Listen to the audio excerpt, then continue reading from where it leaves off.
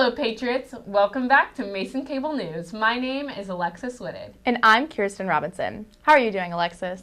Pretty good. It's getting chilly, getting a little festive, thinking about what I'm going to do for my Halloween costume. Have you decided yet? I have not decided yet. There's so many options floating around. I need to just keep looking. I'm trying to get through midterms first before I start planning too much for Halloween. On Monday, former Taliban prisoner Sergeant Bowe Bergdahl pleaded guilty to charges of desertion and misbehavior before the enemy after a short military hearing at Fort Bragg, North Carolina. He was captured and held by the Taliban for almost 5 years until his release was negotiated in 2014 by the Obama administration as part of a prisoner exchange. Donald Trump frequently assailed Bergdahl during last year's presidential campaign, referring to Bergdahl as a dirty, rotten traitor and a bum. Bergdahl said that because of Trump's statements, he did not believe he would be able to receive a fair trial. The misbehavior before the enemy charge carries a maximum sentence of life in prison, though sentencing won't take place until later this month. The Clothesline Project event was created in 1991 to give domestic violence and sexual assault survivors an opportunity to make their voices heard by expressing what happened when they were ignored. Their messages are painted on t-shirts to express their feelings and what they wish to communicate to others about their experience with assault. During Turn Off the Violence Week, from October 23rd through the 27th, these shirts will be hung on clotheslines across campus.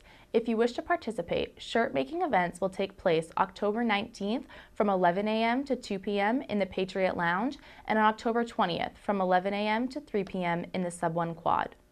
Now, for your latest in entertainment news, here's On the Couch with Rosemary Adisi.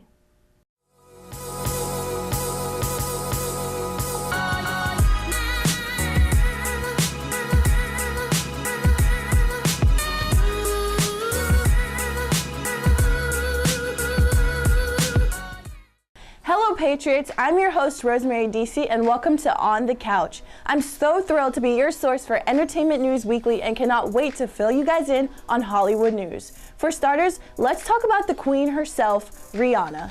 This woman has a pretty long laundry list of accomplishments and is adding on to it more and more. So what's next on Rihanna's list of accomplishments? Is it a Harvard University Humanitarian Award? Nope, she's already received that. Is it a Grammy? Nope, she's been there, done that, 8 times. Is it a Guinness World Record? Nope, she won 5 of those. So what could Rihanna possibly be adding to her pretty impressive list of accomplishments? Well, the singer and Fenty Beauty line owner is getting a street named after her. No biggie. According to Billboard, on Independence Day, which is November 30th, the governor of Barbados will be honoring Rihanna by changing the name of Westbury New Road, which is the street she grew up on, to Rihanna Drive. I just want to go to Barbados and drive my car down that street, blasting Rihanna's song, Shut Up and Drive. Moving on to our next story, Ed Sheeran, the man whose voice we all wish was a scented candle, broke his arm. In fact, if you look at the picture he recently posted on Instagram, it actually looks like both of Ed Sheeran's arms are injured.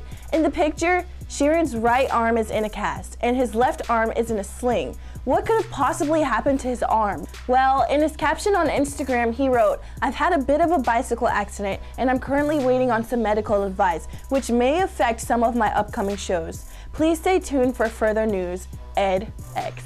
Ed is supposed to be touring in Asia starting October 22nd, but the likelihood of that happening is not looking good. Finally, our last story of the day, 2/3 of the Jonas Brothers, Joe Jonas, is engaged. Joe proposed to his girlfriend of 1 year, Sophie Turner, on Sunday. You may recognize Sophie from the TV series Game of Thrones or even X-Men Apocalypse. The two announced the news with matching Instagram posts with Sophie showing off her bling. For some, this news is good and exciting, but for people like me who were obsessed with Joe Jonas growing up and honestly thought they would end up marrying him, this is bad news. But it's fine, really. There's still one more left, and it happens to be Nick Jonas, so fingers crossed. Well, that is all I have for you guys this week. Once again, I'm Rosemary Adisi. Thank you so much for watching On the Couch. Make sure you follow me on my social media at Rosemary Adisi. I'll see you next week right here on the couch. On October 14th, a double car bombing killed more than 300 in Mogadishu, Somalia. Somalia's government blamed the Al-Qaeda-linked Al-Shabaab. though the Islamic extremist group has not claimed responsibility. More than 70 critically injured people were airlifted to Turkey for treatment as international aid began to arrive. As funerals continue, the government said the death toll was expected to rise. Our thoughts are with those affected by this tragic event. Janet Mock came to the George Mason University campus in part for the Fall for the Book event, a free annual event hosted by a nonprofit organization of the same name on October 11, 2017. The organization's goal was to educate as many students on campus as possible. Their topics ranged from Oscar Zeta Acosta, stories of Ernest Hemingway's secret life as a spy, to poetry readings written from the authors. There were workshops for those who wished to attend as well. Now, here's Freshman's Corner with Brianna Sharp.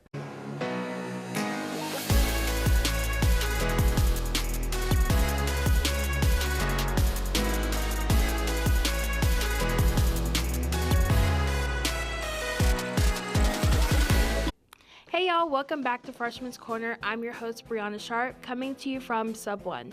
I decided to take this week's segment of Freshman's Corner and focus it on freshman safety due to the recent events that's been happening here at George Mason. Here at George Mason University, we offer a lot of services such as the Student Support and Advocacy Center, which is located in the Sub 1 room 3200. So if you're ever feeling some type of way or you need some type of motivation or help, you can always come here.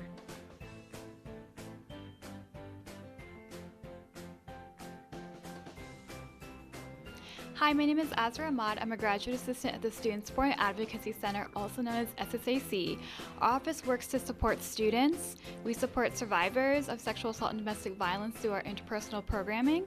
We also do health education, so sexual health, adulting 101, college wellness, college nutrition, as well as healthy relationships and anyone can, as well as bystander intervention. You're more than welcome to come to our office and meet with one of our staff members. We also staff a 24-hour sexual assault and domestic violence hotline that's available on the back of Mason IDs. We also do alcohol and drug programming as well.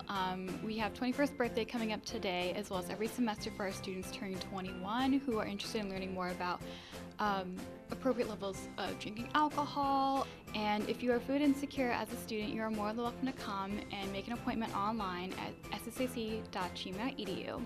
If you want to come by our office, we also have free condoms, and if you want to just come by and say hello, our office is located in Sub 1 in Suite 3200, right by CAPS, 2 or 3 floors above Chick-fil-A. So come on by. Hi, I'm Jasmine Hayes. I'm Brianna's production assistant, and I'm here to tell you that getting the help you need will help you in the long run. Student Health helped me with my crutch, and Student Support and Advocacy Center can help you if you're struggling with any other things on the list that she offered. If you or anyone you know is struggling with some type of problem or just need help in any way, you can always go to the Student Support and Advocacy Center. Like she said, they have a lot of services that can help you. I know you're a freshman, I'm a freshman, I'm struggling, we're all hit, we're all taking L's. But if you use the services that are provided to you, you will be okay.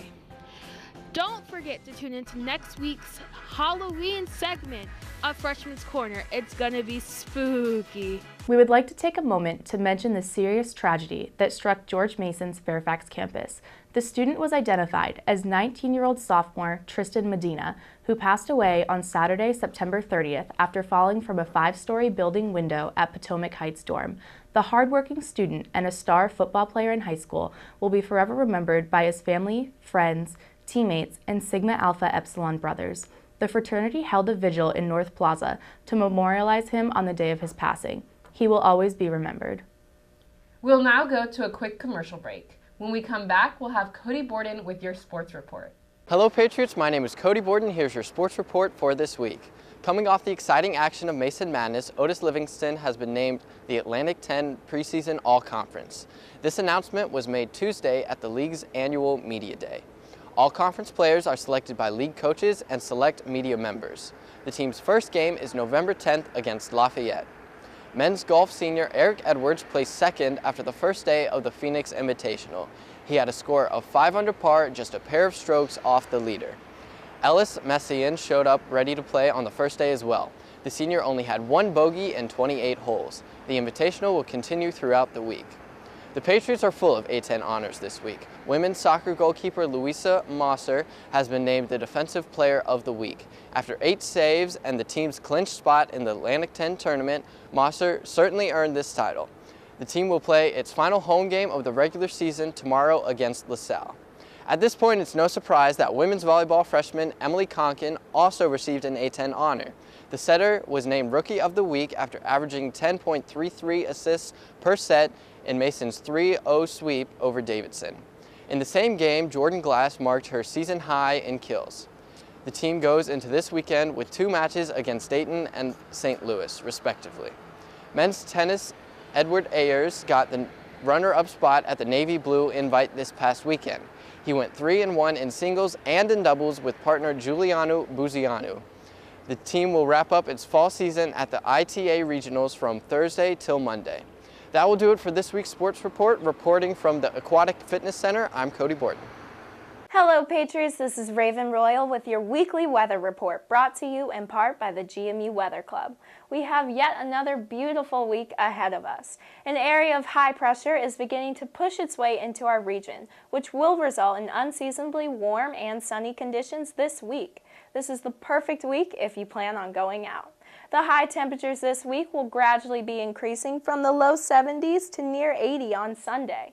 Although it will be sunny, the high pressure system will carry some moisture with it, so it should feel relatively humid this weekend and could result in a small passing shower on Saturday. As you can see on the map, the average high temperature for our region for October is about 67 degrees, so we are way above our average for this time of the year. With the seasonably high temperatures, you might be wondering if the fall foliage is being affected. The answer is yes. You may have noticed that some trees have started to change color, but trees in this area are still green. According to the Virginia Department of Forestry, areas above 3,000 feet in elevation range from 50% peak to near peak. The Alleghenies will be at 25% to 50% peak this weekend. This means you might have to drive a little further away from campus if you want to see some fall foliage. Weather models are typically only accurate 4 to 7 days out, but the long-term models do not hint at any pattern changes anytime soon. The first chance at some really cold temperatures might be around Halloween. For now, enjoy the beautiful week. Some people don't know that the A in LGBTQIA stands for asexual. Asexuality is a lack of sexual attraction to others or low or absent interest in or desire for sexual activity. Join the Pride Alliance today in the Johnson Center, Room B at 7:30 to discuss the A in LGBTQIA and learn more about asexual and aromantic identities and people. Earlier this week, actress Alyssa Milano posted on Twitter, quote, "If you have been sexually harassed or assaulted, write me too as a reply to this tweet," unquote. Following that tweet were tens of thousands of posts that voiced people's personal experiences dealing with sexual assault and violence. The hashtag #MeToo carried over onto other social media platforms such as Facebook and Instagram. Many of those who posted as a part of hashtag #MeToo had never publicly shared their encounters with sexual violence. This entire movement and campaign has encouraged both men and women to express concerns about the traumatic effects of sexual assault, as well as an advocacy towards awareness and support for victims. Alexis, what do you think of the impact hashtag #MeToo has had in the past few days? I think it's really great that it has inspired other people to come forward with their stories, because not everyone needs to share their stories. Not everyone has the means to do so, is not ready to do so. But for some people, it's very freeing. You know, it's feels really good to do that, and I think it also brings awareness to how many people survive sexual assault and go through those things. Especially women, how many women are sexually harassed almost every day just walking down the street. Definitely. I think it's really bringing it to light. Olympian Michaela Maroney posted late last night that she had been a victim of it through an Olympic doctor that she had been to all throughout her Olympic career. So I think it's really important to bring it to light and to let people know that they're not alone and to share those stories. Yeah. Thanks for watching, Patriots. Be sure to tune back in each week on Wednesdays at 6:30 p.m. for more news on and off campus. Also, make sure to follow us on Instagram at MCNOnTV, on Twitter and Facebook at Mason Cable News, and subscribe to our YouTube channel at Mason Cable Network. I'm Alexis Whitted. And I'm Kirsten Robinson. Enjoy the rest of your week.